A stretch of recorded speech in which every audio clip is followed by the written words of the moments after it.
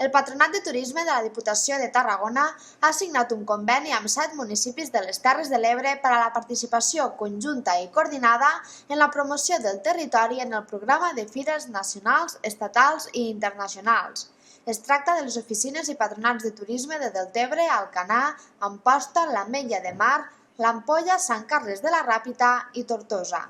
Segons ha explicat el diputat i membre del Consell de Marca Terres de l'Ebre, Joan Josep Malràs, l'objectiu d'aquest conveni, que s'ha subscrit per segon any consecutiu, és aconseguir una major eficàcia de les accions i una millor gestió dels recursos i del temps, ja que d'aquesta manera tots els municipis estan representats a les fires, encara que algun no hi pugui assistir. El tema de turisme, que és la de Londres. Per tant,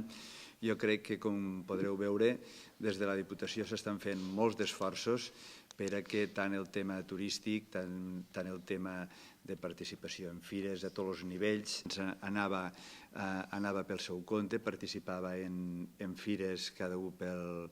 pel seu compte i d'alguna manera en una sortida, en un mateix espai, sense poder participar directament,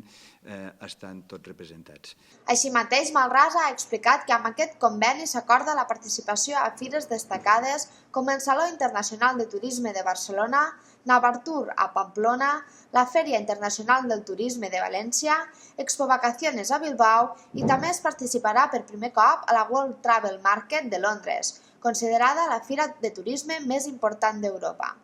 A partir d'aquest conveni, les oficines i patronats de turisme d'aquests 7 municipis hauran d'aportar 2.350 euros al Patronat de Turisme de la Diputació de Tarragona, que es farà càrrec de la resta del cost que suposi l'assistència a aquestes 5 fires i que giraria al voltant dels 140.000 euros. Ara bé, segons han apuntat des de la Diputació, el pressupost de la marca Terres de l'Ebre per aquest 2008 és de 830.000 euros, a la qual s'afegiria una aportació de la Generalitat de Catalunya.